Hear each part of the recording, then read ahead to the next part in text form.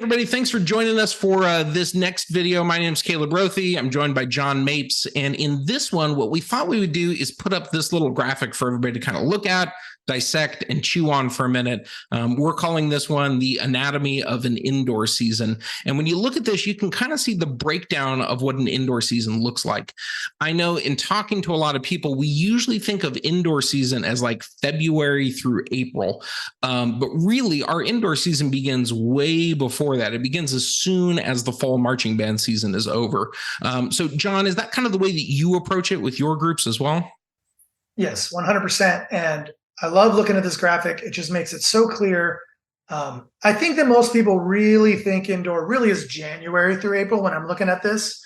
But the graphic really spells out how much time we have in this preseason, and it depends what region you're in, depends when marching band's over for everyone.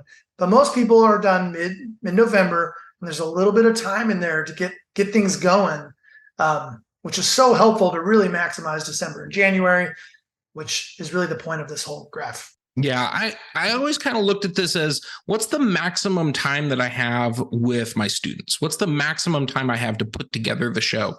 And it really starts once we're done with fall. Like I can't really start staging things and learning the music and having indoor rehearsals until we're done with the fall. But as soon as fall is over, I can turn the calendar over to that indoor season. And so this is kind of a representation of if I were going to max everything out, here's what I have at my disposal. If I were going to use time as a resource, a finite or a limited resource, here's all my time in one graphic. One of the things that stands out to me, John, is that half of our time with our students, half of the time that we have to put together this show is already done by the beginning of February.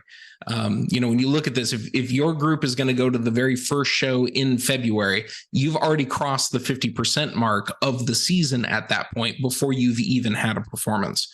So one of my takeaways is, man, the preseason takes on all sorts of importance when you look at it like this, because that's already half the time that we're going to have together to put the show on the floor, to produce things, and to start really getting the show and the performers where we want them to go. Right. It's huge. And the other thing that I like about it the most is that there's no performances. We're just learning and learning for a few months. So there's no really restrictions of like, oh, we have to stop learning new show because we have a show next weekend. So we have to prepare this more. We have to pull the metronome out, or all the different things. Like the preseason, we can just keep learning and learning and learning. We're reviewing and repping, but we can keep moving forward until we hit the green, and then things get tricky. And it's actually really hard to learn more show during the season. Everyone does it, but it's hard, and you can only do so much during the green.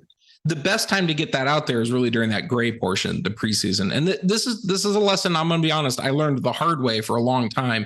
I'm sure people watching this probably have a similar experience where you get into the season and you just feel like you're scrambling and you're behind. You're like in week 15, 16, 17, and you're like, I wish we were further along in all of this. And it took me a while to realize that that's because I was starting on like week 7. That's when we were getting going with things. And really what I need to be doing is get the ball rolling in weeks 1, 2, and 3, make more out of that. And, get further along in December, get further along in January.